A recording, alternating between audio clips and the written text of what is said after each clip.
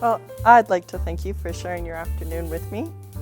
I'm going to talk to you about the contributions of spirituality and religious practices to children's happiness. And this is based on my thesis research. And I was quite excited because I did find that there was a relation between spirituality and happiness in children. However, I also had a few surprises. So first of all, happiness is something that a lot of people desire, but how do you define it? Well, this is what I'm going to talk about. Go through a bit of a brief background, talk to you about my study, and then at the end have time for questions. If you look in the dictionary of psychology, if we look up meaning, you'll find that there is a definition for meaning. If we look at depression, you'll find that there's one definition on depression, but there's 30 different types of depression that are defined. However, if we look up the word happiness, or even the word happy, there's 0 definitions for it. So at UBC Okanagan, we have a group of students that all study happiness, and based on other researchers, we came up with our definition of happiness. So we have happiness as a relatively stable positive trait, consisting of an overall subjective judgment of affect that is a major component in determining life satisfaction and subjective well-being. Quite a mouthful, but when we're conducting research, it's important that we have a definition that we're working with. So that gives you an idea of what happiness is, but why study it? Well, the research has shown that people that report being happy have a better immune system functioning.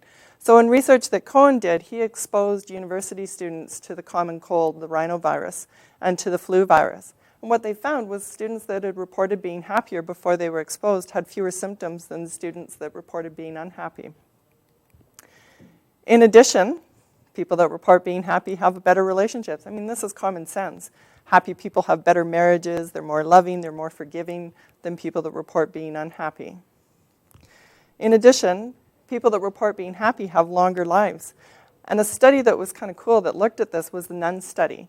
They looked at nuns' journals, and nuns that had written positive words in their journaling, the nuns that were in the top quartile lived on average 11 years longer than nuns that used not positive words. In addition, recent research has looked at healthy lifestyles. The effects of happiness is equivalent to the effects of smoking or not smoking, so it can increase your life. And another reason is it's something that adults desire for their children. In a survey that was done by Diener and colleagues, they looked at university students in 48 different countries. And what they found was the number one answer in all 48 countries was that when they had children, they would desire high levels of happiness for them. So I wanted to take it a step further. What might be related to happiness? And so I looked at spirituality and religious practices. And again, how do you define spirituality? Well, based on the Fetzer Institute, they define spirituality as an inner belief system that a person relies on for strength and comfort, whereas religiousness is an affiliation with an organized faith and participation in its prescribed rituals. So we looked at it as being 2 distinct concepts. It's interesting, though, if you think about spirituality, anybody can be spiritual, but you don't have to be religious to be spiritual. However, people that are religious are usually spiritual as well. And again, why is it important to study it? Well, people that report having spirituality or religious report that they have a purpose and sense of meaning. They have something that's worth living and dying for. In addition, when people are faced with adversity, you'll hear the saying, it's in God's hands or it's in good hands, so a higher power is in control.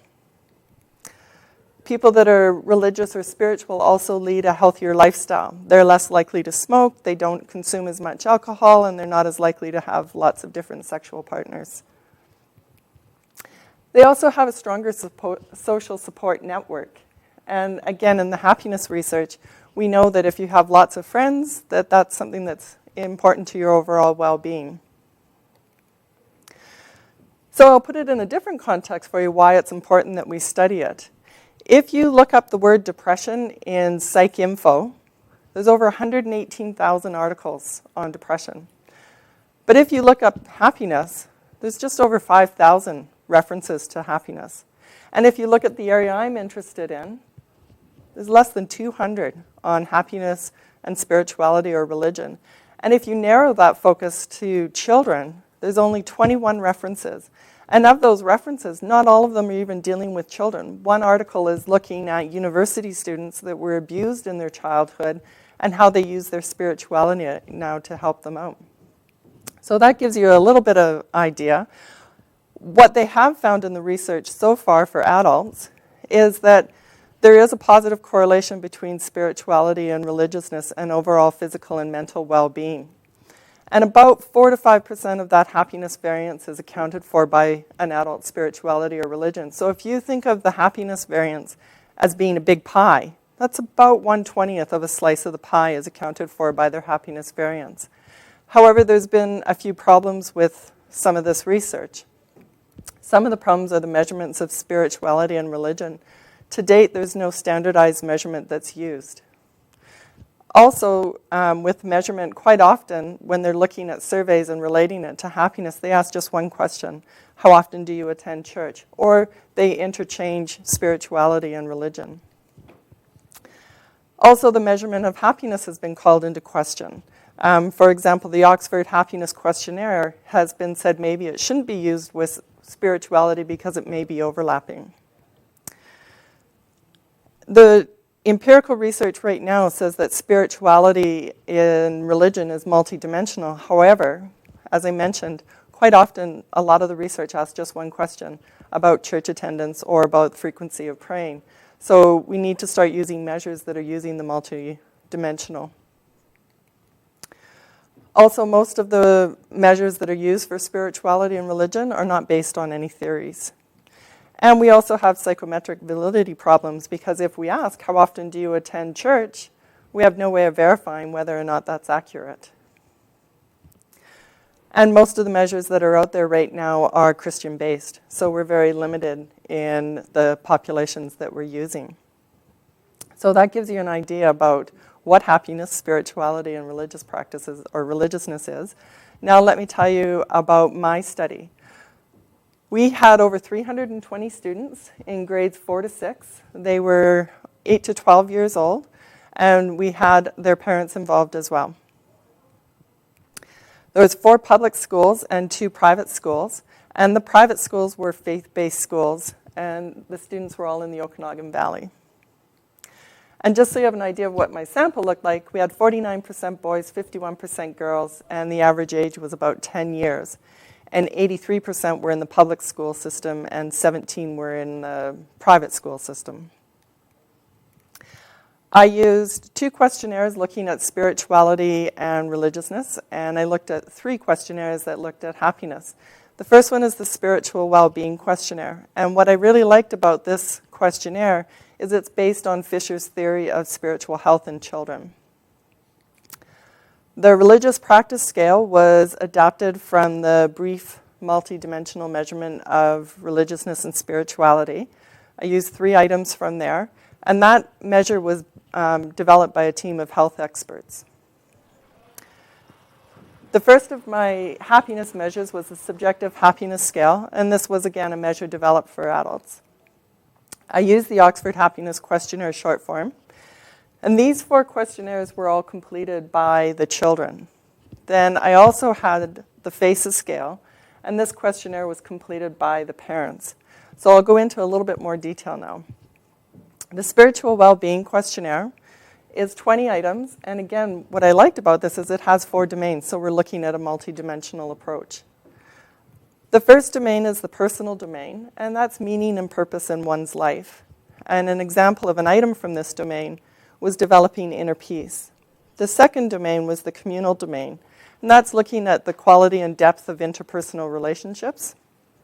And an example of an item from this domain is developing a love of other people.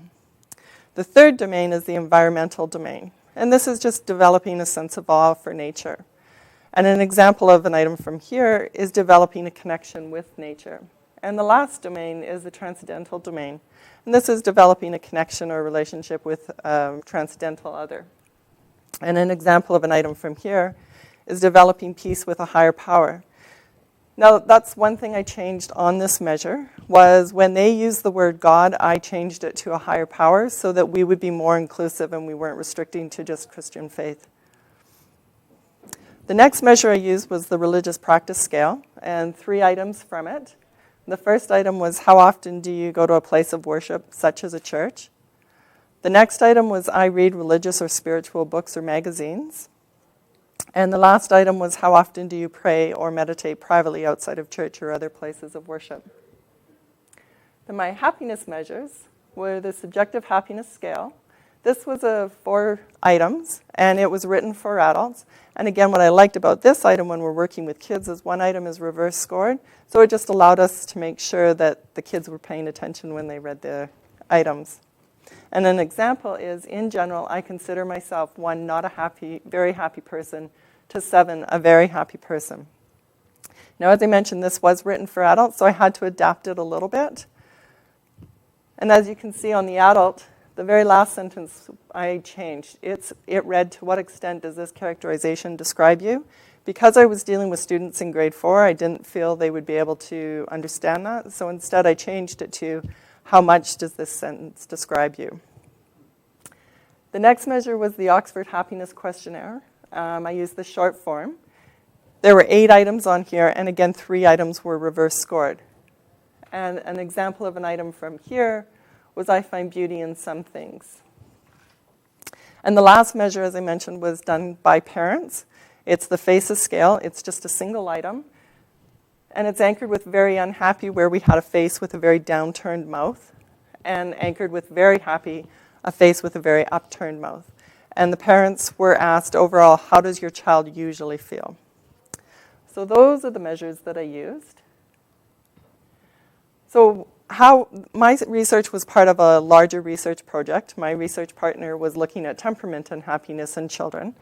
We would go into the schools and give the questionnaires out. The kids would take them home to their parents, and about 10 days later, we'd go back in and test the students. The students completed the questionnaires at school, and all questionnaires were completed within 20 to 40 minutes. And we were always in the classroom to answer any questions, and we asked teachers not to answer any questions, just so we could be consistent in our results, in our answers. Which classes were they? Health classes? No, they were just regular grade 4 to grade 6 classes, and the teachers had to agree to participate in the study. And any students that didn't participate just sat quietly at their desk and did an activity that the teacher had given them. So you had to get parent permission for it. Yes. Many levels of consent. Yeah. So what I wanted to ask was, first of all, is there a relation between spirituality and religious practices and happiness in children? We know there is in adults and in adolescents, but we wanted to see if it held true for children.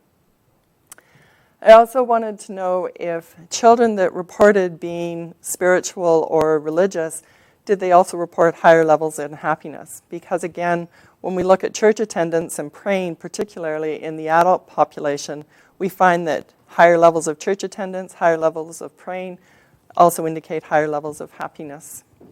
I don't quite understand. What's the first question? It's a relationship between Happiness and spirituality or religious practices. So I wanted to know, is there a relationship that exists there for children?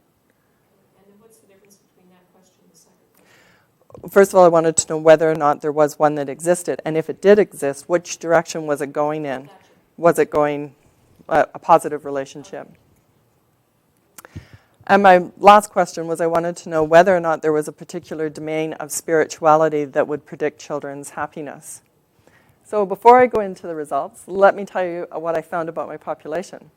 This is the questionnaire that the parents completed, and 93% of parents felt their children were in the top 3 levels of happiness. So we had a happy sample in the Okanagan. When we asked the kids, we were close. 85% felt that they were in the top 3 levels of happiness. And when we looked at their spirituality and their religiousness, you can see it's a wide distribution of results.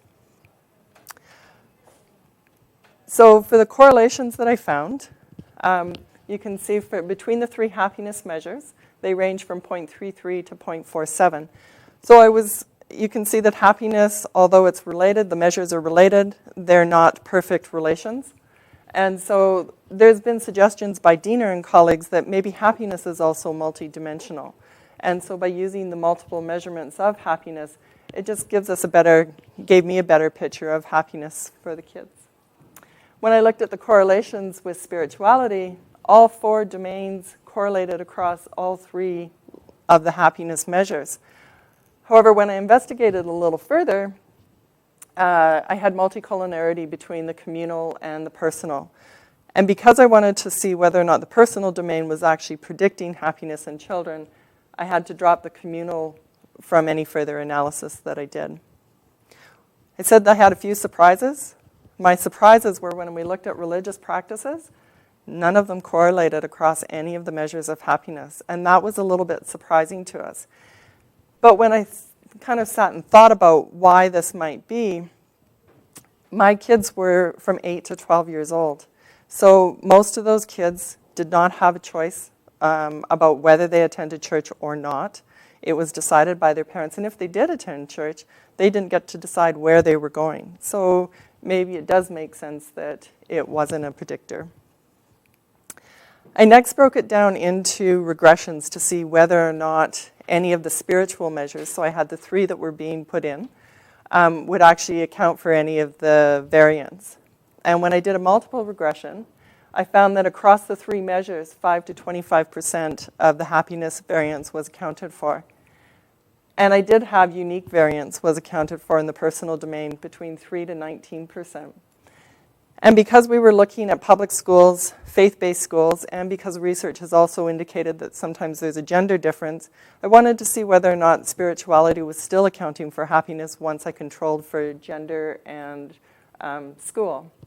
And sure enough, between 6 to 28% of the overall variance was accounted for beyond gender and school, and the personal domain was still between 3 to 18%. So I was pretty excited by these results. And part of why I was excited by them was because in BC at least, or at least in the Okanagan Valley, there's no way you can go into a school and try and talk to them about their religion. But you can go into a school and talk to them about their spirituality and ways of increasing their personal meaning so that, maybe we can increase their happiness without the end goal being to increase happiness. There's recent research out that said, especially when we're working with children, that we shouldn't be setting the goal of increasing happiness. We should be doing it indirectly. And I think that's pretty universal across everyone. But I did have a few limitations. We did not ask students to identify what religious affiliation they had, if they had any. And that could have been a factor. There has been research out there that has shown that happiness and overall well-being has been important to Protestants and Catholics, but not people of the Jewish faith. Also the response rate, because we had so many levels that we had to go through.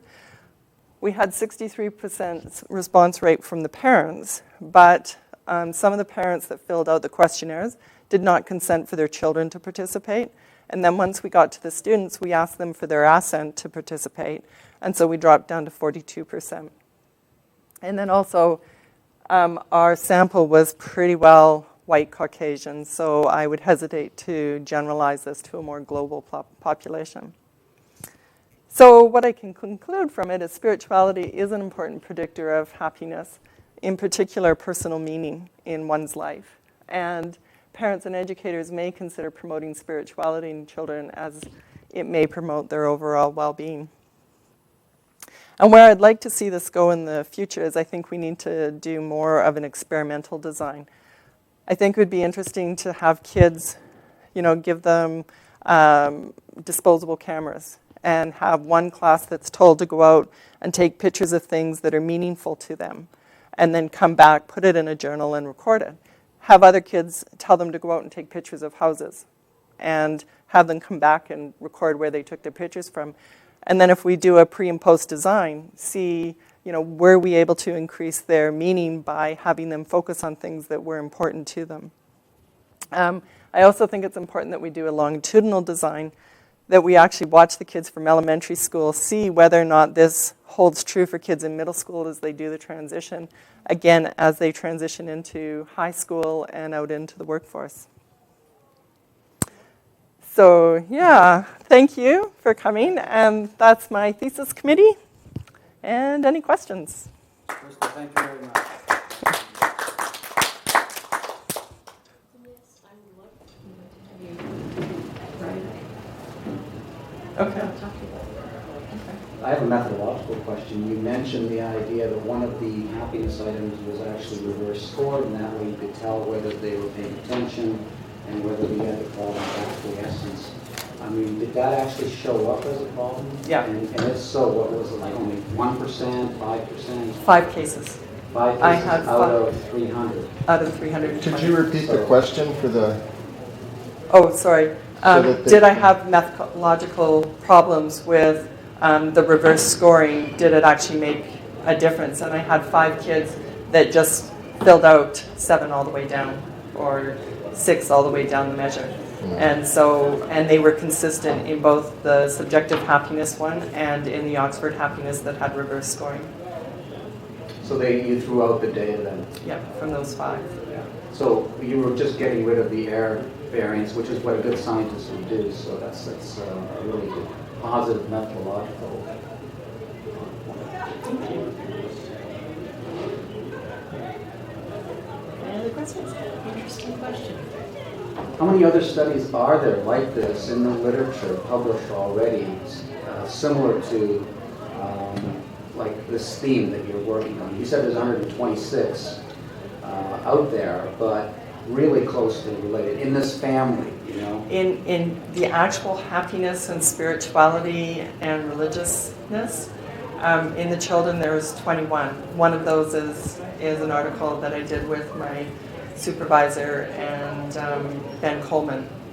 We took my data from my thesis and we controlled for temperament, and we found still spirituality was a huge predictor of kids' happiness. So there's your lab, there's less than 20 in the world's literature ever published that are in PsycInfo. that are in PsycInfo. Yeah, It's a really neglected area. So it really is. I mean, we're starting to see there's the International Journal of Children's Spirituality, and so there's a lot of articles in there now on children's spirituality, but very few of them still have to do with looking specifically at happiness. And I think another area that needs to be looked at is if we're looking at other positive emotions, so altruism, hope, those would be other looking at character strengths and spirituality. I think that would be really an important area to look at too. I have a question. Is there in the study, is there a sort of an agenda of some religious organizations out there, or is there a lot of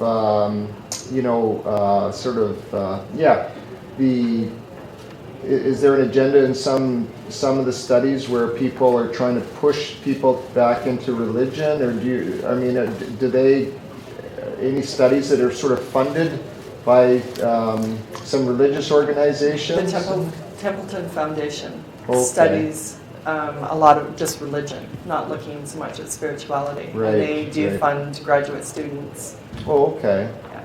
Yeah, because tomorrow night the presenter for the Sunday night, the free public lecture, Michael Novak, he won the Templeton Prize. Oh, okay.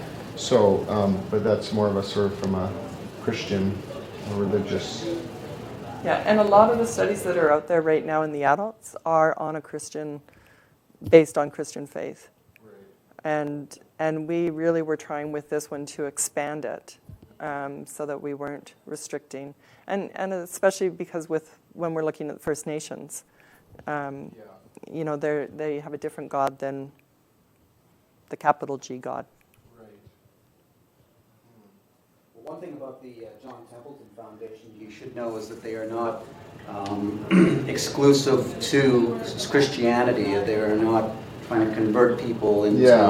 Yeah, I know it's a lot more subtle. Yeah. They really do respect, and they truly do respect diversity. Yeah, they're a great organization. Yeah.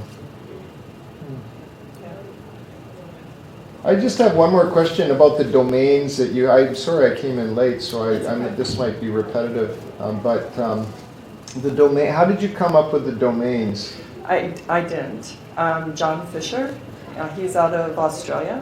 He developed the questionnaire based on children's spiritual health. And what he did to develop this initial questionnaire was he interviewed 400 elementary and secondary teachers. And he asked them what they felt was important to children's spiritual health. Oh. And then based on that, he ran factor analysis and came up with the 4 domains. And those 4 domains have been, Alice has also suggested that spirituality is multiple dimensional and came up with similar domains. So he was on the right track. John Fisher. John Fisher. Oh, okay. With a C, do you think? No, it's Fisher. Yeah, and I have his, if you want, I have his email address, not on me, but I could give you his email address. I actually sent him a question on it, and he responded to me like, I'm sure it was first thing the next morning for him in Australia. Yeah. In your statistical operation, you divide it. One is overall, the other is personal. You have 2 categories. Yeah. And the overall is higher, and then did you integrate it, or I just missed it? It was, the overall was the whole happiness variance that was being accounted for by the regression. And the unique variance that was being accounted for was mainly from the personal domain. So that's meaning and purpose in a child's life was the strongest predictor of happiness. And in fact, it was accounting for almost all of the variance.